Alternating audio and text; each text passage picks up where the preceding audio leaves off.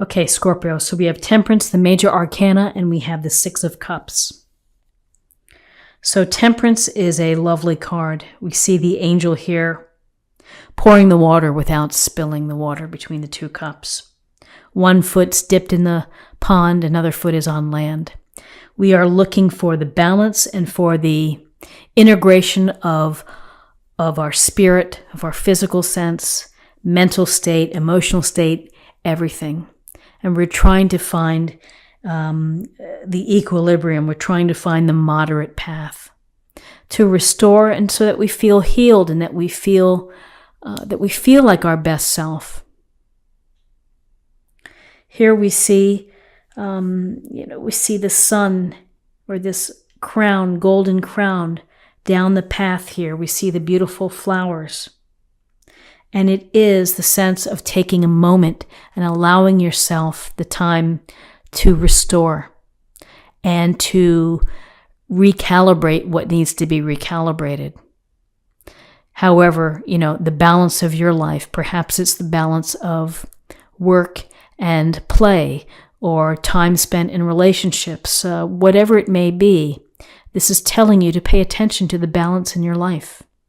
And when we have balance, when we are able to blend and have the perfect blend of all of the aspects of ourselves, then we're in a better position to be able to deal, to cope.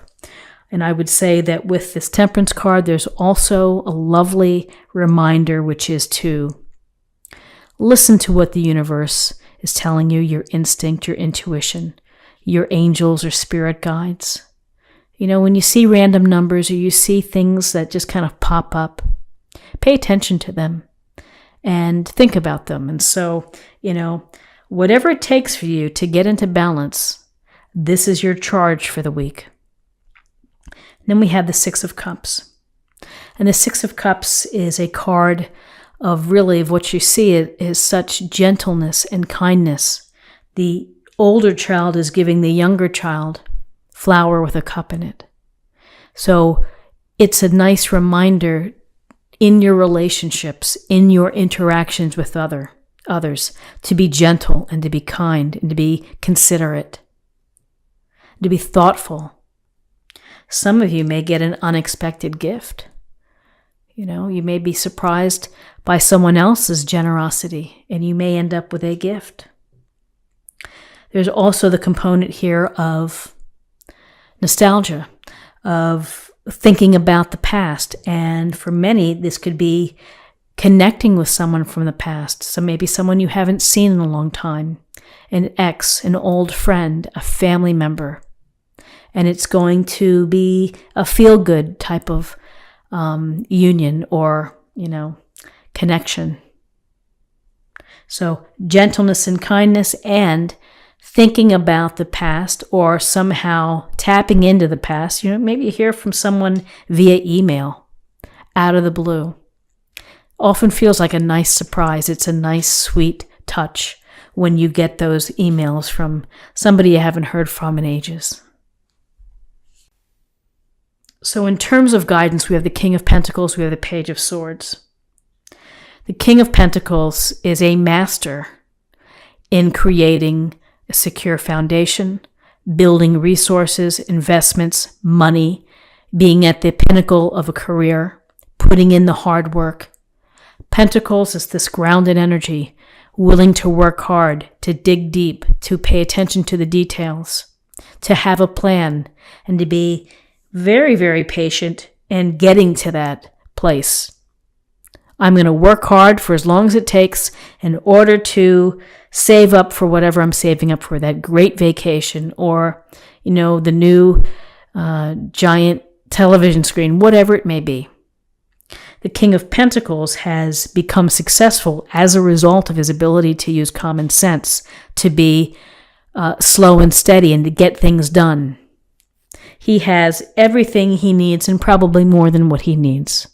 And he may be achieving in order to create that material wealth.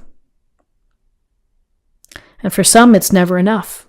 So it's just something to think about in terms, again, of balance, of how hard are you working? Are you on the treadmill working hard to support a bigger home, a bigger car? Just things to think about. It's wonderful to have a plan to work hard and to work toward financial independence and stability. But when you go overboard, it's just something to have out there somewhere so that you're mindful of that. Often people who work hard and they get everything that they hope that they want materially still feel that something's missing. Because it's important also, as you're building a firm foundation, a secure financial background, it's also important to pay attention to your spiritual side as well. And, that's what temperance also says, is you got to take care of both. Physical, spiritual, mental, your emotional state. And the Page of Swords, youthful energy, could be someone in your family, this youthful energy, who's someone who's young, bright, smart, very focused, very objective, someone who's able to really understand complex issues. Maybe they're in computers, maybe they're in law, whatever it may be, or business. Someone who's, I would say, a whippersnapper, someone who's pretty smart and very capable. If this energy applies to you, it would be telling you to be ready for, in life there are setbacks, there are challenges. You have to be ready for those challenges, and you have to use, again, your smarts. Combined with the King of Pentacles, this grounded, practical, hardworking, devoted energy, responsible energy. The Page of Swords also brings in this dynamic of thinking your way through, being ready to problem solve and strategize from any sideway turns, whatever it may be. So in terms of possible outcomes, here we have this idea of finding balance, of being gentle, maybe reconnecting with someone from your past, paying attention to resources, to money, to time and energy, using your smarts. Here the Knight of Wands rides in and says, let's all work and strategizing. Let's put that aside for now and let's have some fun. Let's do something. Let's get out there and have some fun this week. Let's go bowling. Let's go hiking. Let's go horseback riding. Whatever it may be. Skydiving, you name it. Passions, let's live life. Let's not let life pass us by. Let's jump right in. Where you have a friend that calls and it's like, hey, drop everything, let's go. And some people are like, well, I have to do this. And they'd be like saying, forget your schoolwork. Forget your working on the weekend. Come on, let's go. You need to do this. You need to have some fun. And often that really works. It's good to have this spontaneous energy, the dynamic energy of enjoying life with passions and excitement and enthusiasm. So it's a nice reminder that as we plod along, trying to find balance and creating the base, and dealing with things, also have some fun. And then we have the lovely Empress energy. And she comes in, she is, unconditional love, providing nurturing and love to all. Enjoys the comforts, again, enjoys nature and abundance, and is this feminine ideal. Often with child, for some of you, this could relate. You may be trying to have children. Could be something related to children. For others, it's the fertility of ideas, of bringing ideas into the open, into the fruition, nurturing them, taking care of them, and then sharing them with the world. It's to be inspired.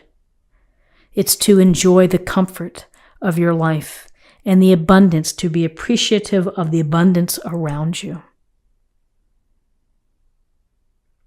So I think that this is a pretty beautiful spread in terms of temperance, the Six of Cups, having some fun, and the Empress as well. Let's see what we have in terms of an affirmation for the week. Teacher. So everybody's a teacher. We all, when we share a little bit of ourselves, others can learn from you.